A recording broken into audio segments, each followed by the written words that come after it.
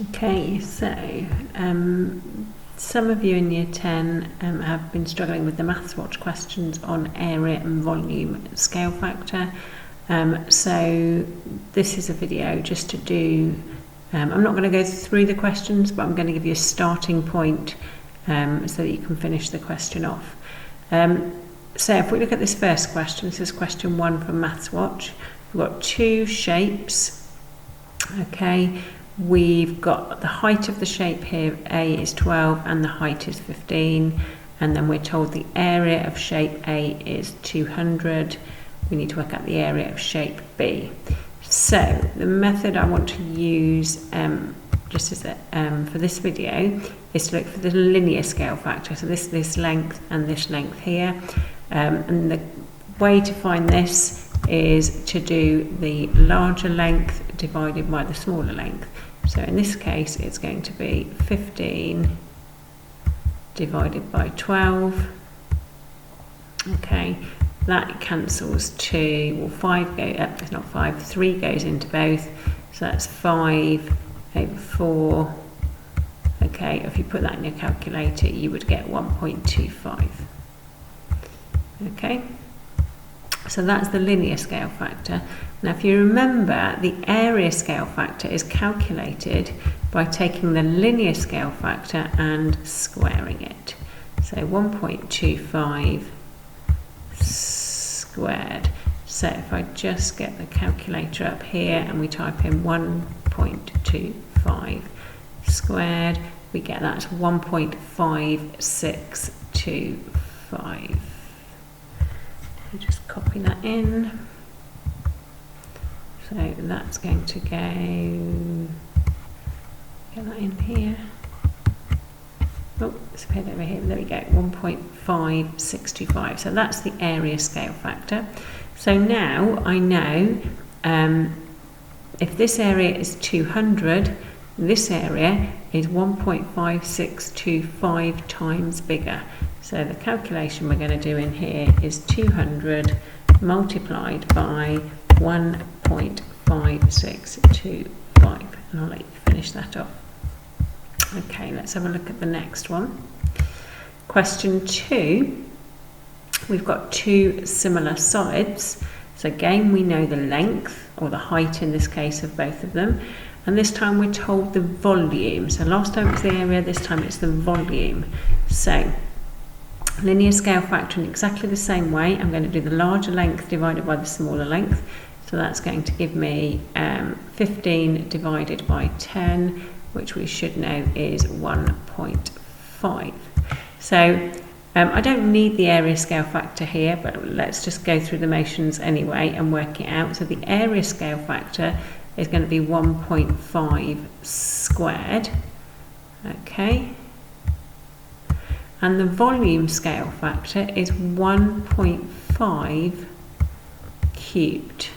Okay, so it's squared for area, cubed for volume. So again, if we get our calculator out, okay, we're going to do 1.5 and we're going to cube that, and we get 3.375. Okay, so that's 3.375. So again, the volume of A is 400. I want to know the volume of B, so I'm going to multiply by 3.375, and that will, if you type that in there and work out the answer, that will give you the volume of B. Question 3, so again, okay, we're going to start by working out the linear scale factor. From there we're going to get the area scale factor and the volume scale factor. So we're told solid A has a volume of 60, this one. Work out the volume of solid B. So again, I work out the volume scale factor, and I would just multiply 60 by the volume scale factor to get the new volume. So if we look at the linear, is 6 divided by 3, that's 2. Okay, I'll let you work out the rest, but the area is going to be that squared and the volume is going to be that cubed. We're then told solid B has a surface area of 140. Okay, so this time I'm using the area scale factor for this question. Okay, so this one we were using the volume scale factor. Alright, so the area scale factor, but I'm going from the larger area to the smaller area, so remember I have to divide this time. I'm going in that direction, it's a division, so I'm going to do this area divided by the area scale factor to find this area. Question 4, again we're going to start linear scale factor, area scale factor, volume scale factor. Work this one out from these two lengths, square it to get this one, cube it to get this one. Okay, so we're told the cross section of cylinder A is 18 centimeters squared. You've got to work out the volume of cylinder B. Okay, so for this one we need a little bit more information once we've got all of this ready. Okay, because we need to understand the formula for volume of a cylinder. So volume of a cylinder, or volume of any prism, and this is a prism. Okay, let me type this one in. The volume of a prism, okay, is the area of the cross section multiplied by the height. Okay, so we're told the area of the cross section on this one is 18. Okay, so there are two ways you could work this through. You could either do 18 times 5 to work out the volume of this, and then use the volume scale factor to work out the volume of this. It's one method. Or you could use the 18 and the area scale factor to work out the area of the cross section here, and take this and multiply it by the height to give you the volume. It should give you the same answer whichever method you do, doesn't matter, but remember, get these ready first.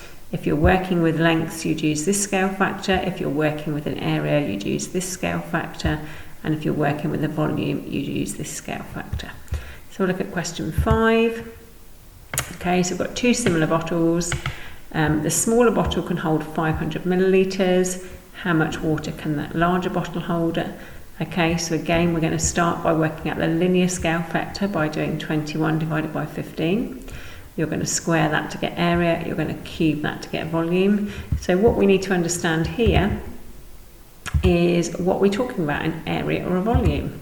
Okay, well, 500 millilitres is a capacity, is the capacity of the bottle, and capacity is a volume. So you will be wanting to use the volume scale factor for this question. Once you've worked those out, you can use the 500 and multiply it to get the capacity for this one. Okay, I hope that helps. Have another go and let me know. Well, I'll see how you get on, but let me know if you have any more problems.